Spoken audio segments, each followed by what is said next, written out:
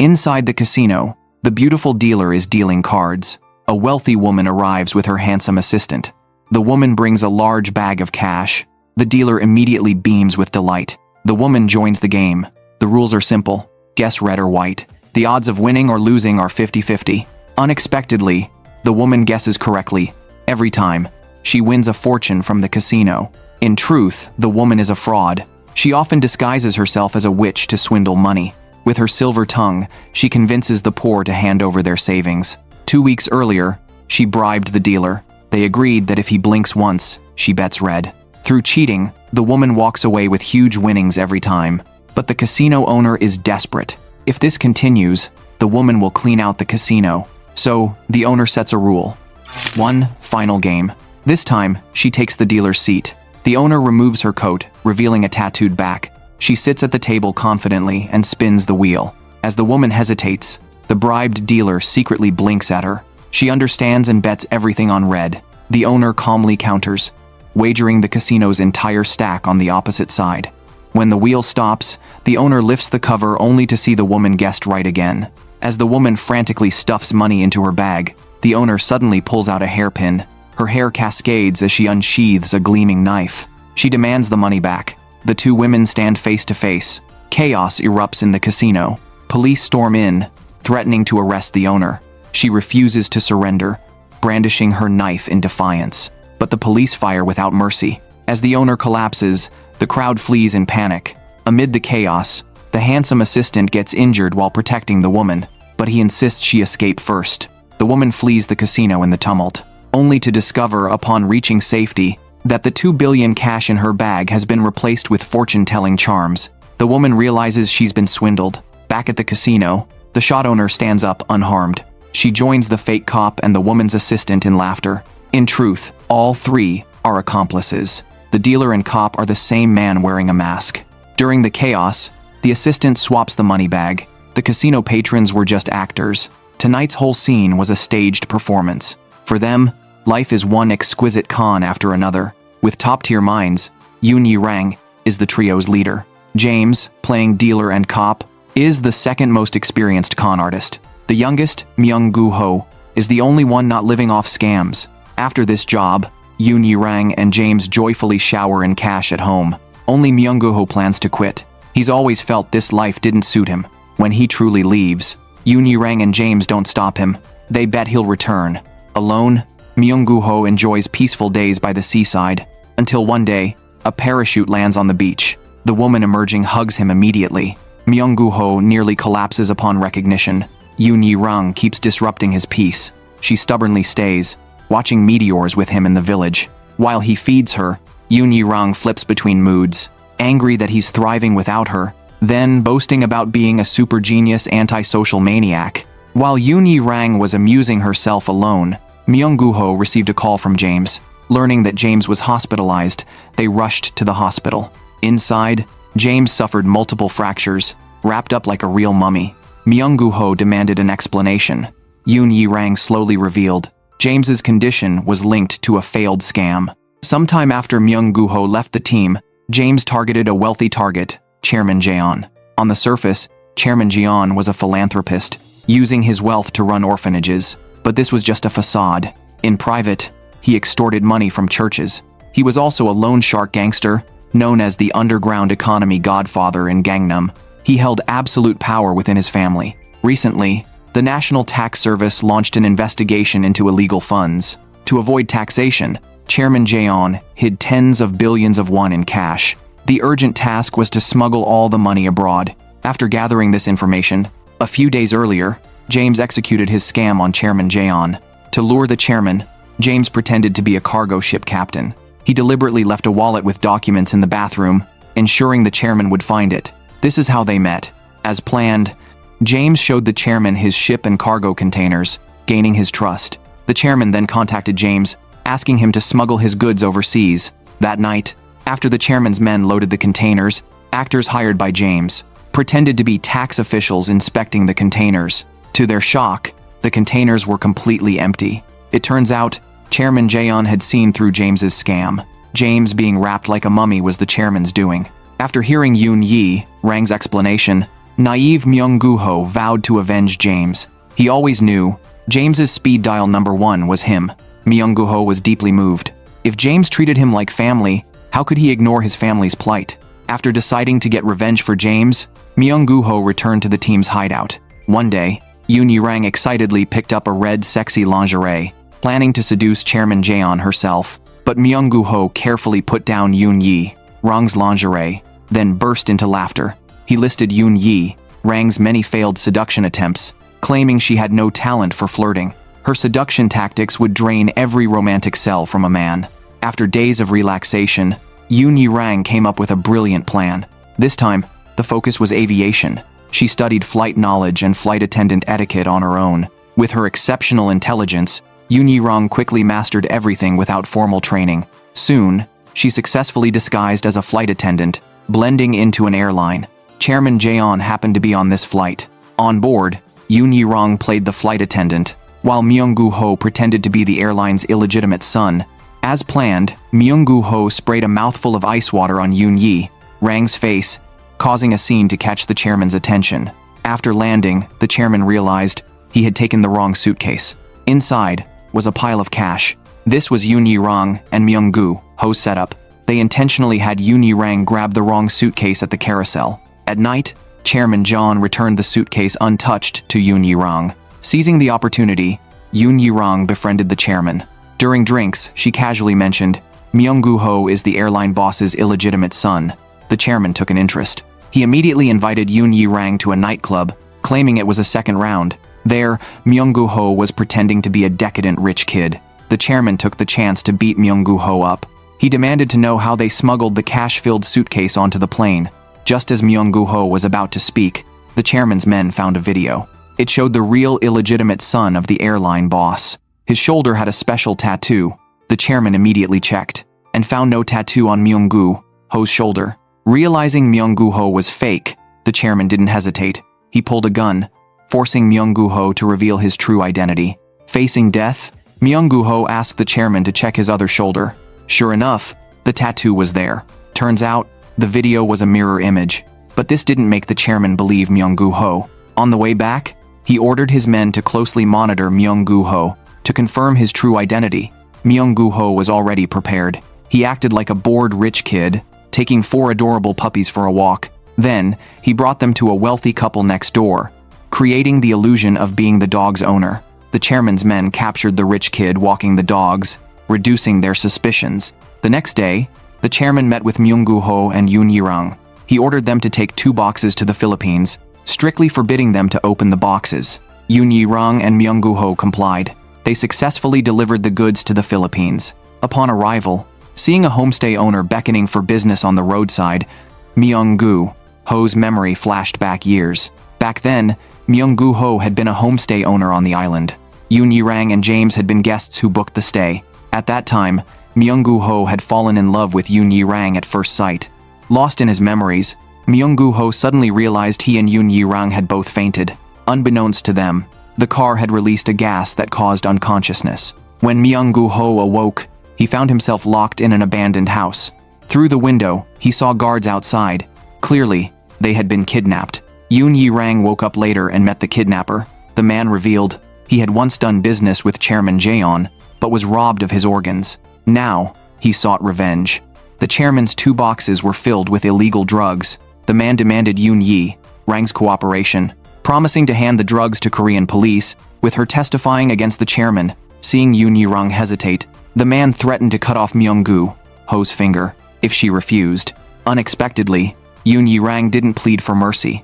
Instead, she begged the man not to cut Myung-gu-ho's middle finger. Cut the ring finger instead. At least he could still earn a living with it. The man approached with a knife, ready to obey Yoon Yi-rang's request. Just as Myung-gu-ho's finger was about to be cut, a car suddenly crashed in. It was the chairman.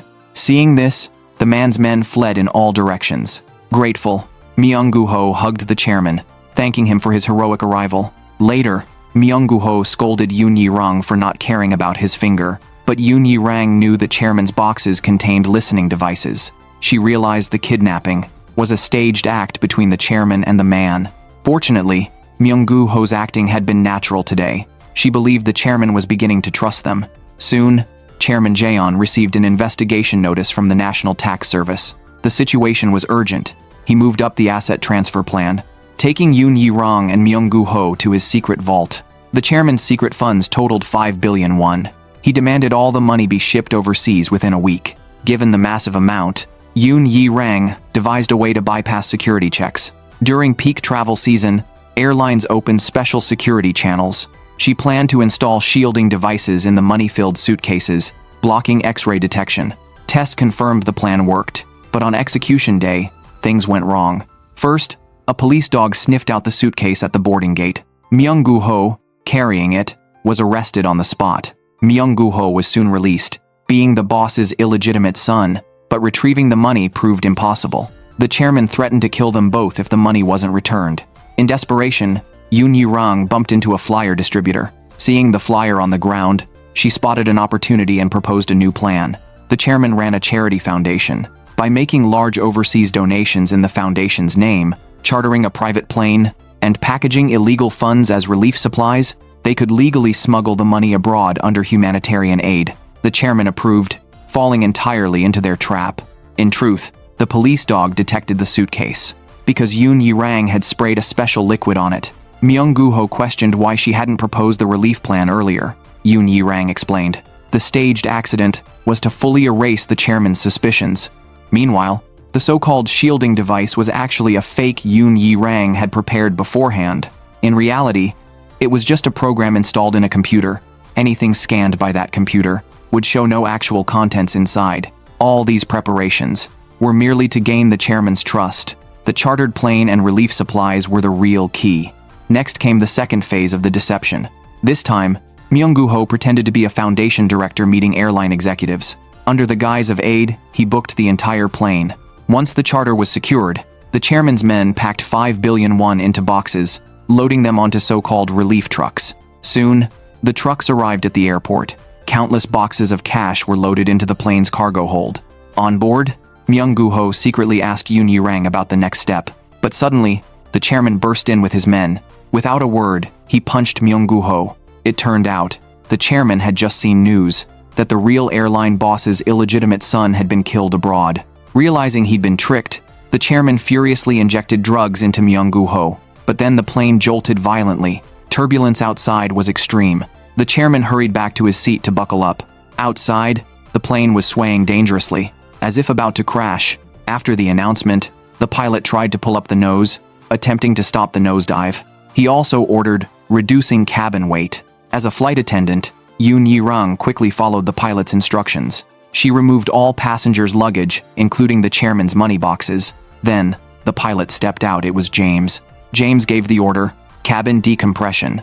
Yoon Yi-rang pushed open the door, throwing the chairman's boxes one by one overboard.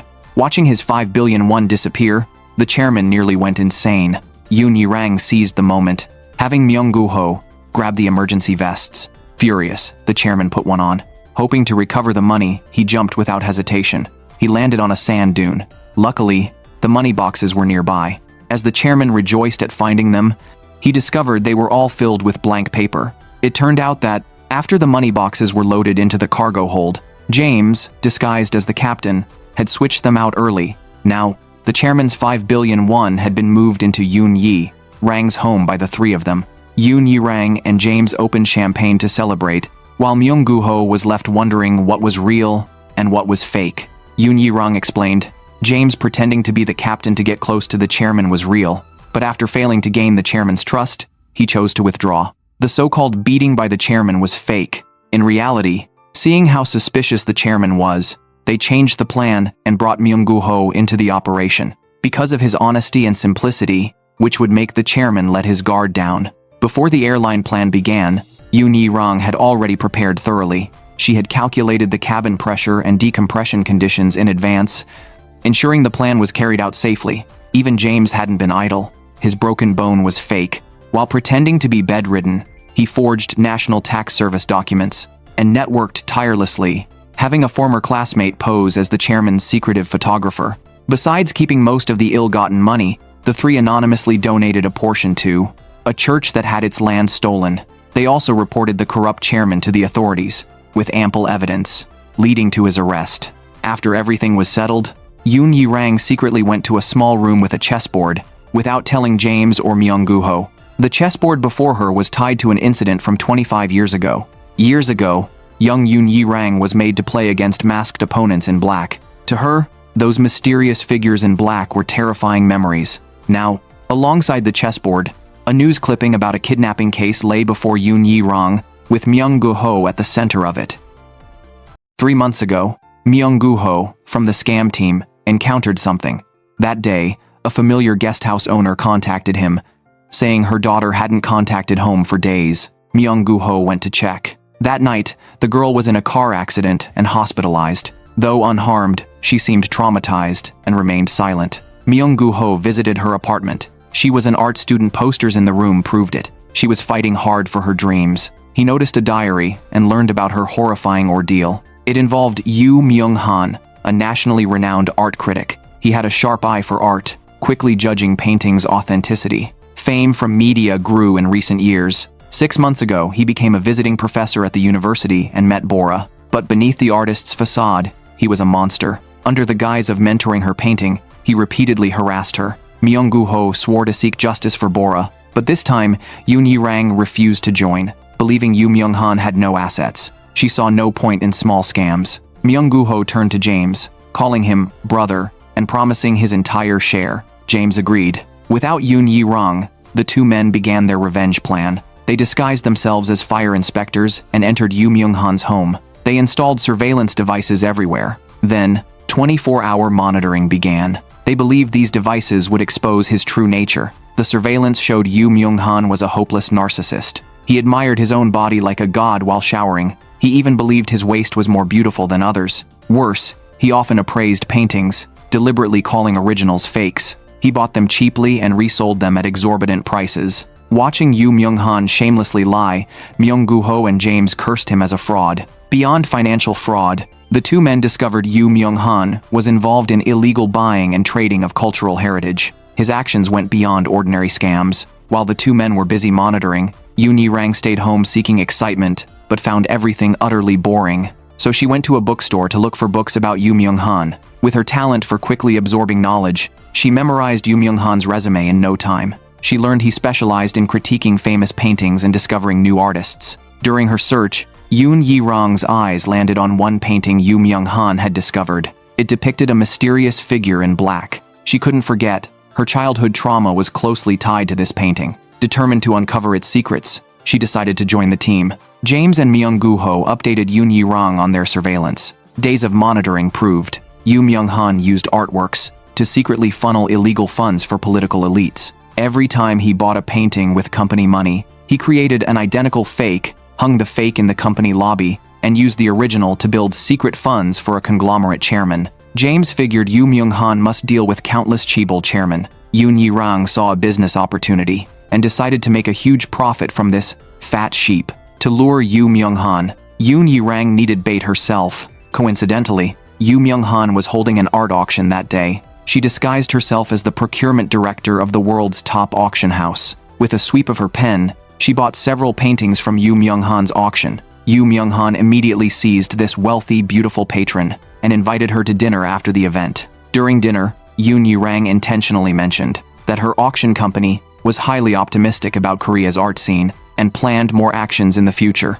However, Yoo Myung-han proved sharper than expected. To verify her identity, he deliberately brought up the company's legal director. Unprepared, Yoon Yi-rang fumbled through her bag for a business card. As Yoo Myung-han's suspicious gaze intensified, James and Myung-gu-ho secretly helped, quickly digging up the director's details online and feeding the information via hidden earpieces. Though Yoon Yi-rang answered in time, Yoo Myung-han remained doubtful. Mid-meal, he excused himself to contact acquaintances for verification. Fortunately, Yoon Yi-rang had done her homework. Her itinerary matched Yoo Myung-han's findings exactly. Only then did Yoo Myung-han fully dismiss his doubts. Seeing the hook was set, Yoon Yi-rang abandoned the script entirely. She kept dropping hints and played the seduction game. Yoo Myung-han seemed genuinely taken. After dinner, he stopped her from leaving and handed her an invitation to a charity auction. Soon, the auction day arrived. Yoon Yi-rang attended as planned. James disguised himself as a singer